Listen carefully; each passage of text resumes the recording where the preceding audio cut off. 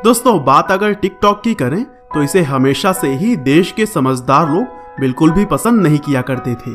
लेकिन अब तो इसे बैन करने की मांग देश के हर कोने में ही गूंज रही है। जिसकी सबसे बड़ी वजह यह है कि देश में अभी भी ऐसे लोग मौजूद हैं जो कि यह बिल्कुल भी नहीं चाहते कि मात्र एक ऐप की वजह से हमारे देश की संस्कृति और विचारों को ठेस पहुंचे।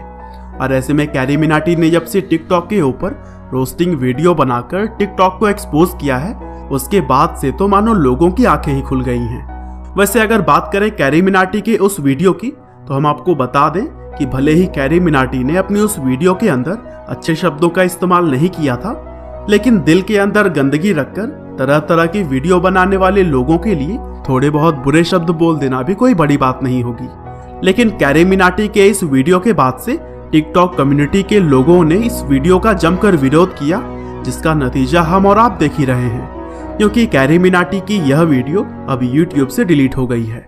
हालांकि कैरी का यह वीडियो भले ही डिलीट हो चुका हो, लेकिन फिर भी इस वीडियो के जरिए एक्सपोज की गई चीजें आम जनता के दिमाग में पूरी तरह से छा गई हैं। और तभी तो आज भारत के ज्यादातर लोग टिकटॉक को बैन करवाने की चाह रखते हैं। और इसका सबसे बड़ा एग्जाम्पल है टिकटॉक की घटती रेटिंग, क्योंकि जहां पहले टिकटॉक 4.6 रेटिंग के साथ गूगल प्ले स्टोर की शोभा बढ़ाए हुए था, वहीं अब इसकी रेटिंग धीरे धीरे 1 के पास पहुंच रही है। और ऐसे में अगर इसी तरह से टिकटॉक को बैन करवाने के पीछे लोग पड़े रहे तो वो दिन दूर नहीं जब भारत में इसे ऑफिशियली बैन कर दिया जाएगा। हालांकि इसके पीछे कई तरह के प्रोसेस शामिल होंगे,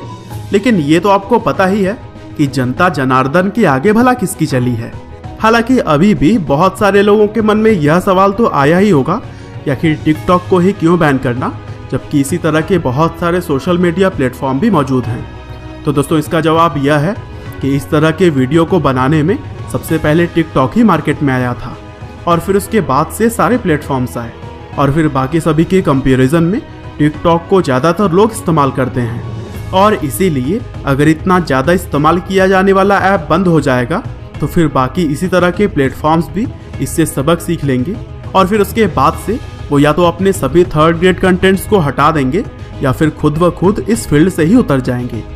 पर अब जनता भी यह बात बहुत ही अच्छे से समझ गई है कि इन चीज़ों को तभी पॉसिबल किया जा सकता है जब टिकटॉक को बैन किया जाए। क्योंकि अगर बात की जाए टिकटॉक पर बनाए जाने वाले कंटेंट की, तो बेशक इसमें बहुत सारे अच्छे कंटेंट्स भी मौजूद हैं, लेकिन दोस्तों अच्छे कंटेंट्स मात्र 5 से 10% के ही आसपास हैं, और बाकी सारा कंटेंट फिजूल का है, जो कि एक अलग तरह की ही सोसाइटी को बिल्ड करने में लगा हुआ है। जिसमें कि अगर हम सबसे पहले बात करें तो अभी कुछ दिनों पहले ही टिकटॉक के जरिए एसिड अटैक को प्रमोट किया गया था, जहां पर एक लड़के ने लड़की पर गुस्सा होकर एसिड फेंक दिया। और यह पहली बार नहीं था जब इस तरह की चीजें इस प्लेटफॉर्म पर हुई, बल्कि इससे पहले भी एसिड अटैक और वायलेंस जैसी चीजों को टिकटॉक ने प्रमोट किया है।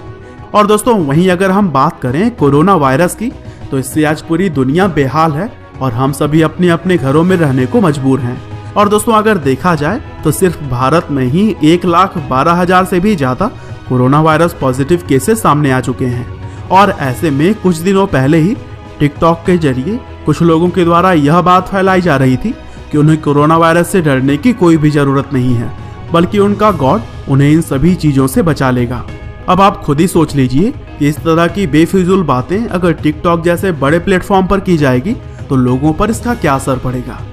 और दोस्तों सिर्फ इतना ही नहीं, हम लोग अपने देश में जात पात रंग रूप का भेद हटाने की कोशिश क्यों न कर रहे हों, लेकिन टिकटॉक के जरिए तो अभी भी कलर डिस्क्रिमिनेशन का खेल चल रहा है। और दोस्तों और तो और टिकटॉक का सिलसिला यहीं पर खत्म नहीं होता, क्योंकि इससे सबसे ज्यादा प्रभावित होने वाले लोग 13 से 18 साल के यंगस्टर्स हैं। और दोस्तों वो यंगस्टर्स जिन्हें साइंस, टेक्नोलॉजी और आर्ट जैसी फील्ड में आगे बढ़कर अपने देश का नाम रोशन करना चाहिए, वहीं उसका उल्टा वो छोटी सी उम्र में ही सोशल मीडिया इन्फ्लुएंसर बनने के चक्कर में अपना पूरा दिन ऐसी चीजों को करने में लगा देते हैं जो कि ना उनके दिमाग का विकास करेगी और ना ही उन्हें सफल बना पाएगी। और दोस्तों इन्हीं सभी कारणों की वजह से हमारे देश की जनता टिकटॉक को बैन कराने में लगी हुई है। वैसे यह पहली बार नहीं है जब टिकटॉक को बंद करवाने की कोशिश जारी है, क्योंकि आज से करीब 1 साल पहले 3 अप्रैल 2019 को भी टिकटॉक बैन करने की अपील की गई थी, और फिर 17 तारीख को इसे टेम्परेरीली बैन भी कर दिया गया था। लेकिन बाद में एक मीटिंग हुई जिसके बाद से इसे फिर से एक्टिवेट कर दिया गया।